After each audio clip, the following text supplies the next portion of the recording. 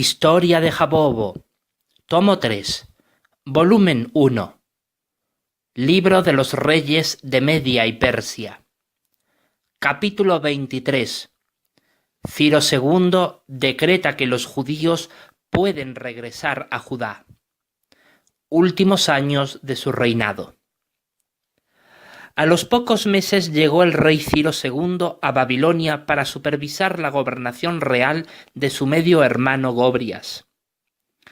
Y éste le hizo referencia respecto a todas las obras poderosas que Jehová el Dios verdadero hizo a favor de Daniel, tanto en sus días como en los días de Belsasar y Nabucodonosor, los reyes de Babilonia. Y tanto Darío el Medo como los demás de los funcionarios caldeos y medopersas, que conocían con exactitud el historial intachable de integridad de Daniel, corroboraron a Ciro estos asuntos, confirmando que eran del todo ciertos. Debido a eso, y con gran curiosidad, Ciro mismo fue a ver a Daniel, a quien su medio hermano colocó como tercero en la gobernación real de Babilonia. Y comenzó a decirle en su casa estas palabras: «Oh Daniel, sátrapa principal del virrey Darío el Medo, mi medio hermano, que Jehová tu Dios te bendiga y te guarde, porque por toda la tierra habitada se habla de tu extraordinaria fidelidad y lealtad, que sirves a Jehová tu Dios con constancia, y que Él te ha favorecido con una sabiduría y entendimiento y perspicacia e iluminación espiritual excepcionales, y que eres perito y pleno facultado en la interpretación de toda suerte de visiones y sueños y enigmas y nudos complejos,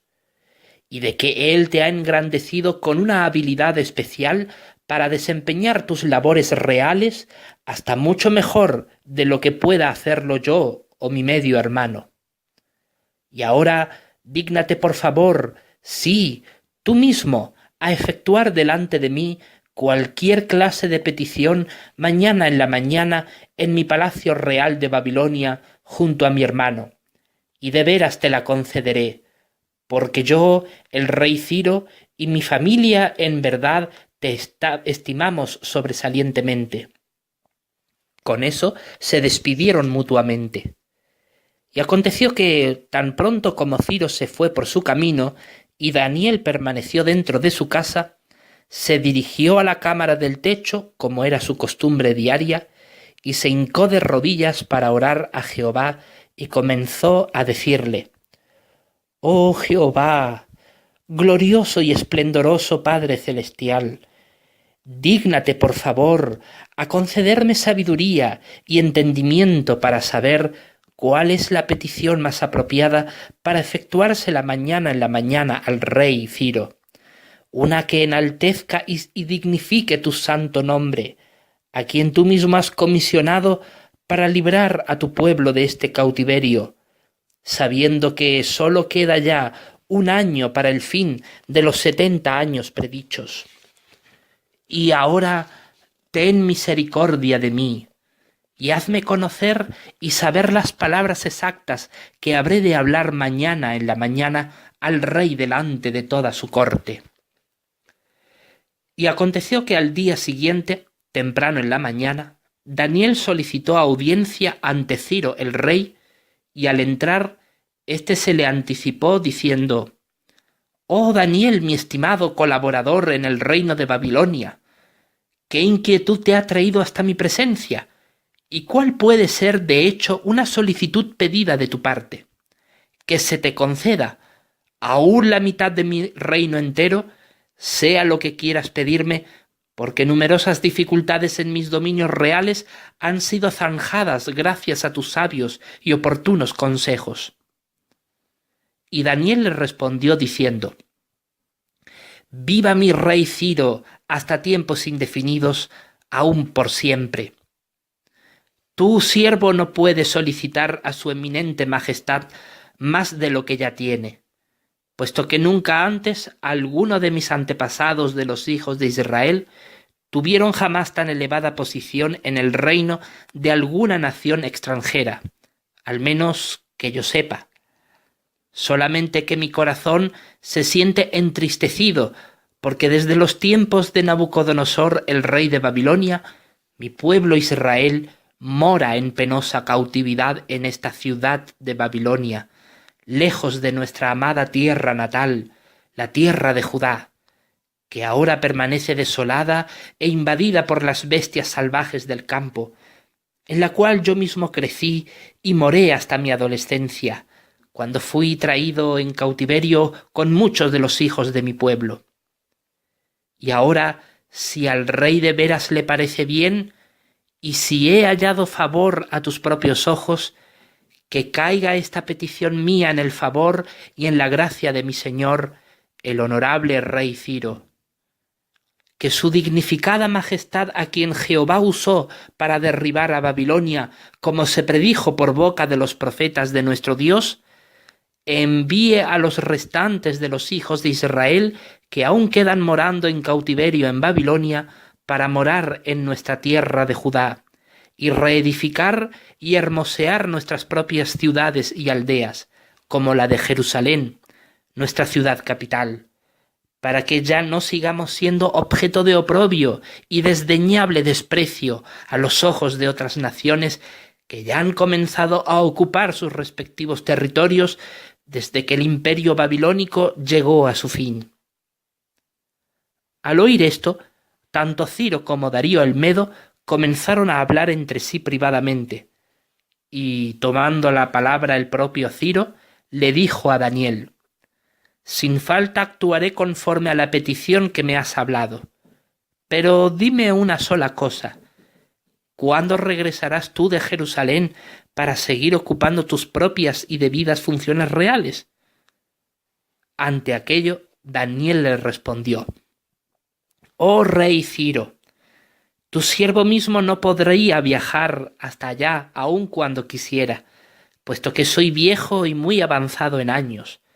Más bien, envía a mi pueblo Israel a Judá, con sus cabezas de familia y de las casas paternas y los sacerdotes y los levitas junto a sus mujeres y niños, para que juntos reedifiquen no solo las ciudades y aldeas, sino también la casa de Jehová nuestro Dios, que estaba en Jerusalén, junto a todos los utensilios sagrados que Nabucodonosor, el rey de Babilonia, retiró de Jerusalén a la casa del tesoro de su dios Marduk, para que lo lleven consigo mismo». Entonces Ciro le dijo que así lo haría conforme a la palabra de Daniel, pero que, en vista de que se acercaba el invierno, aplazaría la enviada de Israel a la tierra de Judá durante la primavera que seguía al invierno. Y ello le pareció bueno a Daniel, puesto que discernió que era así como había de suceder para que se cumpliera la palabra de Jehová conforme a los 70 años de cautiverio predichos. Y le mostró a Ciro los pergaminos de los profetas Isaías y Jeremías, que mostraban con años de anterioridad lo que habría de suceder. Durante la primavera, unos días antes de la Pascua judía, del año 38 de la vida de Ciro II, rey de Medopersia y de Babilonia y de Anshan, o sea, 1 año y medio más tarde desde la caída de Babilonia, Ciro mismo hizo pasar por todo su reino un pregón puesto por escrito, debido a que Jehová le despertó su espíritu para que se realizara su palabra expresada por boca de Jeremías el profeta. Y así decía el pregón: «Esto es lo que ha dicho Ciro, el rey de Persia. Todos los reinos de la tierra me los ha dado Jehová, el Dios de los cielos, y él mismo me ha comisionado para que le edifique una casa en Jerusalén, que está en Judá. Cualquiera que haya entre ustedes de todo su pueblo, resulte su Dios estar con él. Así pues, que suba a Jerusalén, que está en Judá, y reedifique la casa de Jehová, el Dios de Israel. Él es el Dios verdadero, la cual estaba en Jerusalén. En cuanto a cualquiera que quede de todos los lugares donde esté residiendo como forastero, que los hombres de su lugar lo ayuden con plata y oro, y con bienes y con animales domésticos, junto con la ofrenda voluntaria para la casa del Dios verdadero, la cual estaba en Jerusalén. Entonces los cabezas de los padres de Judá y de Benjamín, y los sacerdotes y los levitas, se levantaron,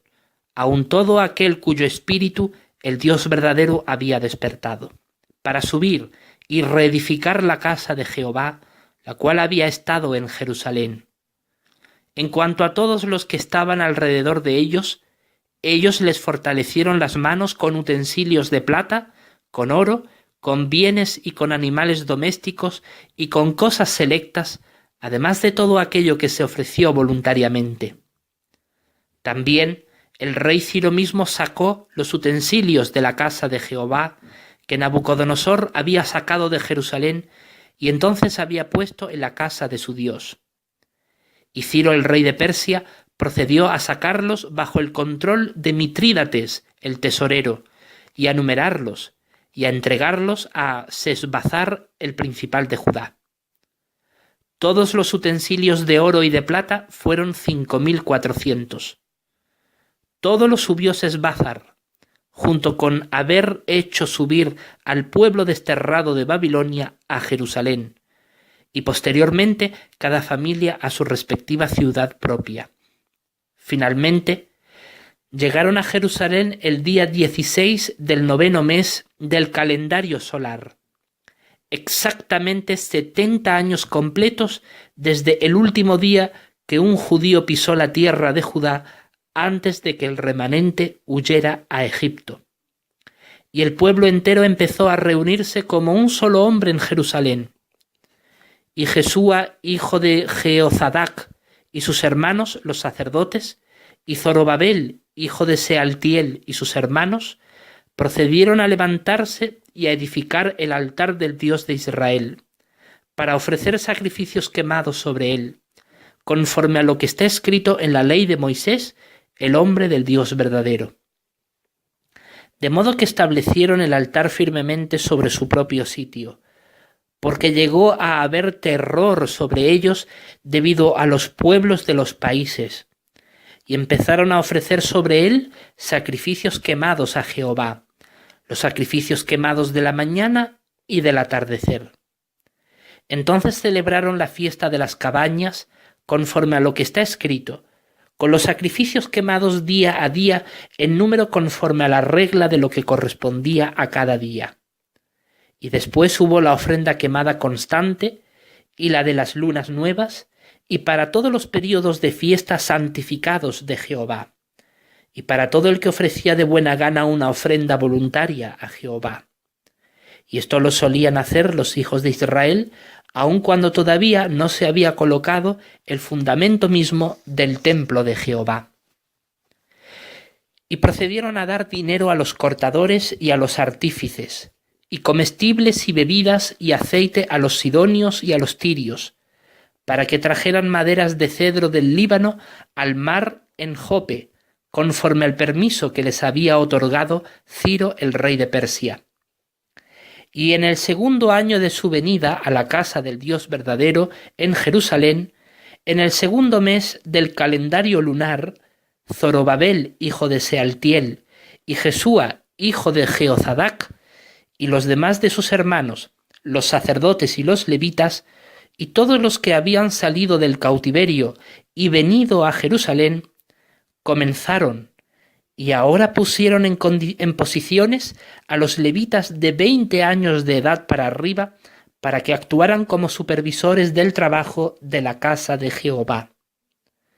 Por consiguiente, Jesúa, sus hijos y sus hermanos, y Cadmiel y sus hijos, los hijos de Judá, se pusieron de pie como un solo grupo para actuar como supervisores de los hacedores del trabajo en la casa del Dios verdadero.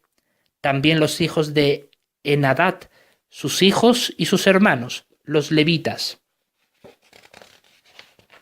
Cuando los edificadores colocaron el fundamento del templo de Jehová,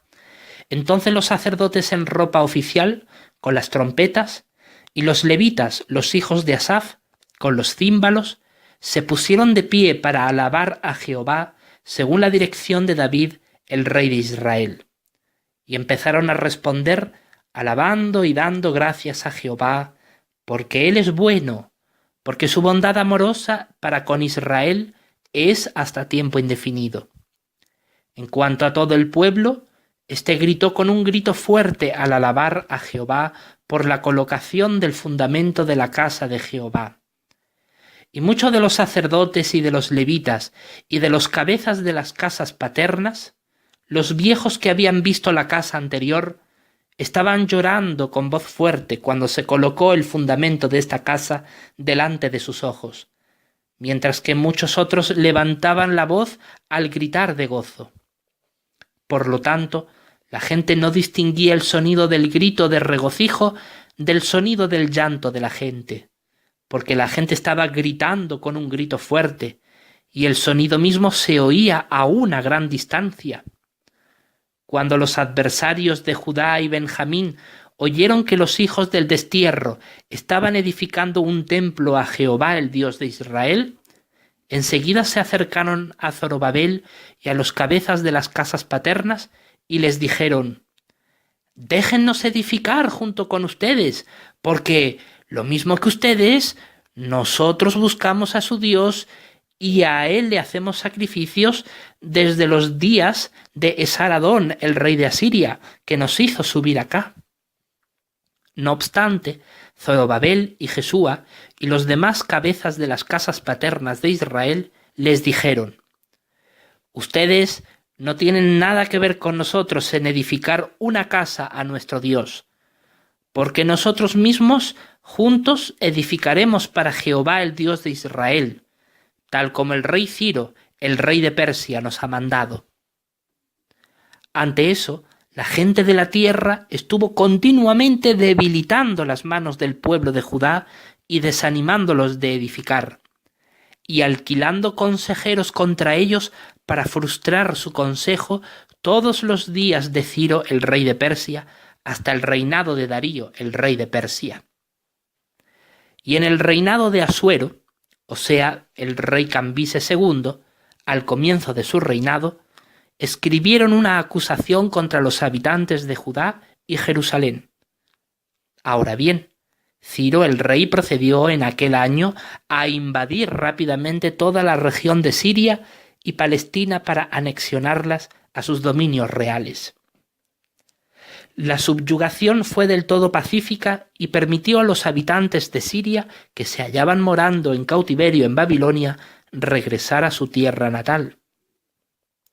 Las ciudades fenicias no ofrecieron resistencia y se convirtieron en protectorado persa con privilegios especiales, pero en cuanto a Tiro, la pasó por alto y no la presionó para unirse a Medo-Persia. Al año siguiente, Ciro tuvo que mandar a ejércitos y militares para sofocar el tumulto y la revuelta que les provocaban los enemigos de Israel a los judíos. Daniel el profeta murió a los pocos meses después de este altercado en Jerusalén, con la confirmación divina de ser del pleno agrado de Jehová, rondando los 100 años de edad. Ahora bien, Ariaramnes, hijo de Teispes, engendró a Arsames, y Arsames tuvo 2 hijos, un varón, su primogénito, Istaspes, y una mujer de nombre Casandana, puesto que a Arsames se le conocía también por su sobrenombre Farnaspes. Y Casandana llegó a ser la esposa de Ciro el rey, además de sus muchas concubinas y esposas secundarias. Y ella le dio a luz a 3 hijos, 2 varones, Cambises y Esmerdis, y una mujer, Atosa. Esta última nació cuando Ciro tenía 44 años de edad. Ciro tuvo por medio de sus concubinas a otras hijas, una de ellas llamada Artistona y otra llamada Roxana. Finalmente, cuando Ciro contaba con 45 años de edad, tras aproximadamente 29 años completos de reinado en el trono de Persia, murió. Y su muerte se produjo de esta manera. Habiendo dejado provisionalmente a su hijo Cambises en el trono de su inmenso reino, Salió para pelear y luchar en guerra contra los masagetas, una de las tribus nómadas escitas situadas en las proximidades del mar Caspio, acaudilladas por la reina Tomiris, hija del rey Turgwonkin, por haber tratado de invadir territorio medo-persa. Pero aunque los escitas fueron derrotados, hirieron mortalmente a Ciro, y éste perdió la vida en la batalla. Fue enterrado y colocado en su tumba de Pasargada con todos los honores propios de la cultura de la realeza persa. Y después de haber sido llorado y dado en duelo durante los días prescritos, su hijo Cambises fue proclamado y coronado como el rey Cambises II de Medopersia en la ciudad de Pasargada. Se hallaba temporalmente en Babilonia hasta que se trasladó allí para su coronación.